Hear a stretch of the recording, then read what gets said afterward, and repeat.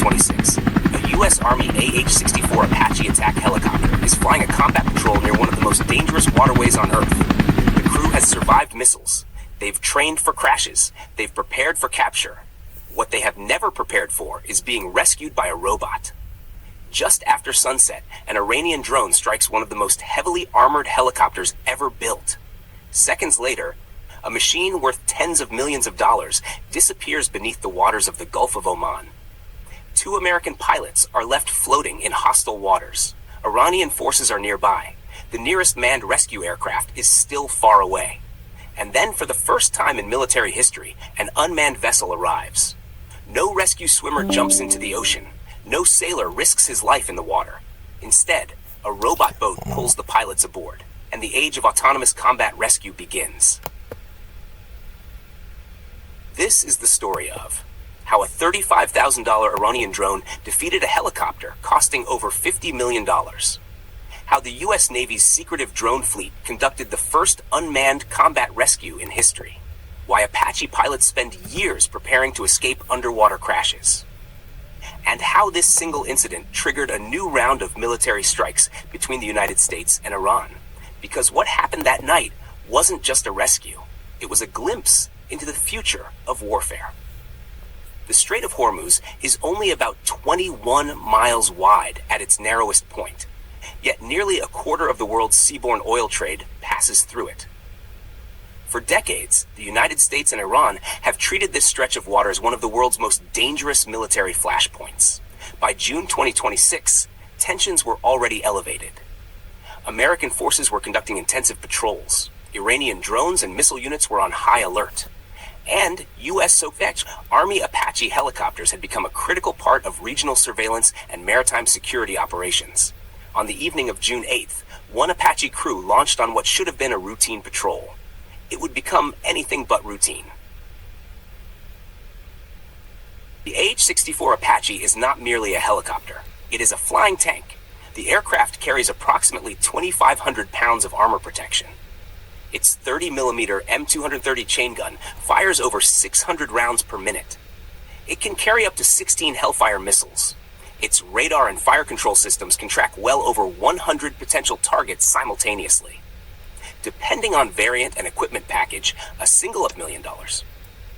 For 40 years, the Apache has survived Iraq, Afghanistan, Syria, Libya, and countless regional conflicts. It was designed to survive battle damage. It was designed to survive crashes. But it was designed in an era before cheap autonomous drones became one of the most dangerous weapons on the battlefield.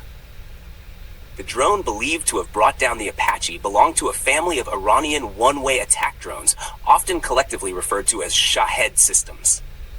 Reports on the exact mechanism of the shootdown remain under investigation. What makes these drones terrifying isn't sophistication, it's economics. A Shahed drone may cost somewhere between $20,000 and $50,000. An Apache costs up to 2,000 times more. This cost imbalance has become one of the defining characteristics of modern warfare. Expensive systems are increasingly vulnerable to cheap, expendable autonomous weapons. For years, militaries assumed sophisticated aircraft would dominate cheaper technologies. Ukraine challenged that assumption. The Red Sea challenged that assumption. And now, the Gulf of Oman challenged it again. Because warfare no longer rewards only the most advanced weapon. Sometimes, it rewards the cheapest one. Shortly after sunset, something struck the Apache. The exact sequence of events remains classified and under investigation. But whatever happened next occurred in seconds. Warning lights, loss of control, emergency procedures. The pilots had little time. The Apache descended into the Gulf of Oman. The impact itself was survivable. That alone speaks to the incredible engineering of the aircraft.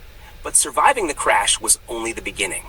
Now they faced another enemy, the ocean. At night, in a combat zone. The reason these pilots survived begins years before June 2026. It begins inside a swimming pool. Military aviators undergo what is commonly called the dunker. Imagine being strapped into a full-size helicopter cockpit, then dropped underwater, then flipped upside down, and told to escape while blind, again and again and again.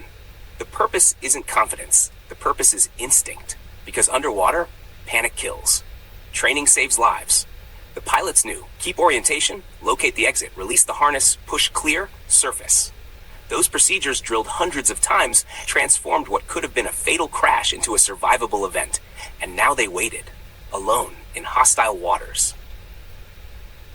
Meanwhile, several hundred miles away, a different kind of weapon system was already moving. Not an aircraft, not a destroyer, not a submarine, a robot boat. The vessel belonged to the U.S. Navy's Task Force 59. Created in 2021 and headquartered in Bahrain, Task Force 59 exists for one reason: to prove that autonomous warfare works. Their unmanned fleet patrols approximately 2.5 million square miles of ocean. The rescue craft involved was identified as a Saronic Corsair autonomous surface vessel. 24 feet long, no crew on board, no captain, no sailors, just sensors, communication systems, artificial intelligence, and remote operators. For years, critics questioned whether these systems had practical military value. On June 8th, they got their answer. The first robot combat rescue. The Corsair arrived first. Not the helicopter, not a rescue ship. The robot. It located the two pilots, approached them, recovered them, and transported them to a designated recovery area. No American service member entered the water. No rescue swimmer jumped. No sailor exposed himself to enemy fire. Eventually, a conventional rescue helicopter completed the extraction. The pilots survived, and military history changed, because for the first time ever, autonomous systems had conducted the initial phase of a real-world combat personnel recovery mission. The age of robotic rescue had arrived. America responds. The rescue operation ended. The crisis did not. Within hours, U.S. Central Command launched retaliatory strikes against Iranian radar and military infrastructure associated with the attack. Iran responded with claims of attacks against American positions across the region.